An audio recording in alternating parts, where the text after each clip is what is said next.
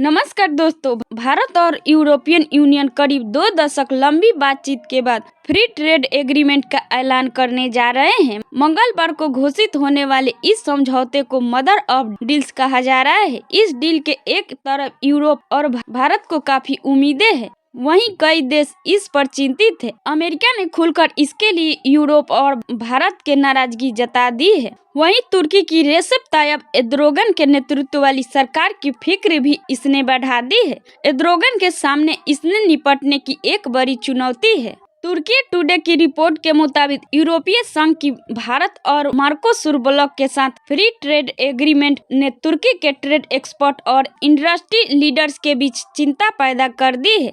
तुर्की के व्यापार विशेषज्ञों ने इस लीडर्स की वजह से अपने देश के प्रमुख ग्लोबल बाजारों में पीछे छूट जाने की खतरे की चेतावनी दी है। दरअसल तुर्की दशकों पुराने कस्टम्स यूनियन से बांधा हुआ है। यह उसे यूनियन यूरोपीय की फ्री ट्रेड एग्रीमेंट में भाग लेने से रोकता है। भारत के साथ समझौते के लिए यूरोपीय परिषद के अध्यक्ष एंटोनियो कोस्टा और यूरोपीय आयोग की अध्यक्ष उर्सुला वॉन डेर लेयन इस समय दिल्ली में है। यह नए बाजारों और टेक्नोलॉजी तक आपसी पहुंच का वादा करता है। तुर्की 1995 से यूरोपीय संघ के साथ कस्टम यूनियन का हिस्सा रहा है। तुर्की को अपने कस्टम यूनियन के पुराने दायरे के कारण फ्री ट्रेड एग्रीमेंट से फायदा नहीं हो रहा है। तुर्की के बिजनेस लीडर्स का कहना है कि उनका देश यूरोपीय यूनियन साथ आर्थिक रूप से एकीकृत होने के बावजूद भारत की तरह जैसे देशों के साथ आपसी व्यापार लाभ हासिल करने में असमर्थ है।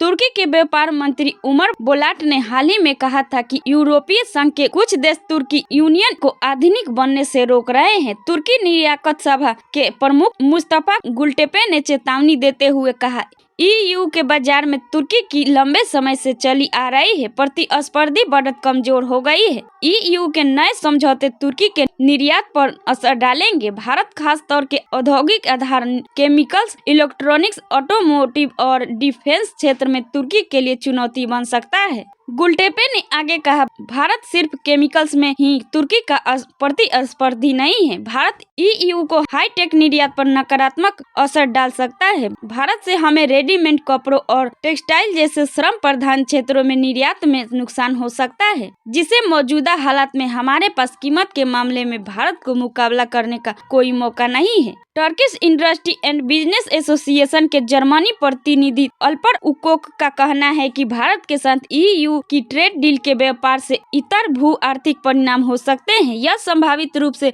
India middle east Europe economic corridor के भविष्य का रास्ता साफ करेगा, जिससे तुर्की को बाहर रखा गया है। इकोनॉमिक डेवलपमेंट फाउंडेशन के अध्यक्ष आयहान जेतिनोग्लू कहते हैं, तुर्की को स्ट्रक्चरल नुकसान का सामना करना पड़ रहा है क्योंकि यूरोपीय संघ फ्री ट्रेड एग्रीमेंट नेटवर्क का विस्तार कर रहा है। तुर्की के पास फिलहाल 24 देशों के साथ फ्री ट्रेड एग्रीमेंट है। दूसरी ओर ईयू के पास 80 देशों के साथ ट्रेड और पार्टनरशिप एग्रीमेंट है। जेतिनोग्लू ने कहा कि जो देश ईयू के साथ फ्री ट्रेड एग्रीमेंट साइन करता है वे कस्टम यूनियन के जरिए तुर्की के बाजार में प्रवेश कर सकते हैं, लेकिन तुर्की उन बाजारों तक समान शर्तों पर पहुंच नहीं पाता है, जिसे मुश्किलें पैदा होती है। हालिया घटनाक्रमों ने ईयू कस्टम यूनियन में सुधार को पहले से ज्यादा जरूरी बना दिया है। अगर वीडियो पसंद आए तो चैनल को लाइक और सब्सक्राइब जरूर कीजिए। धन्यवाद।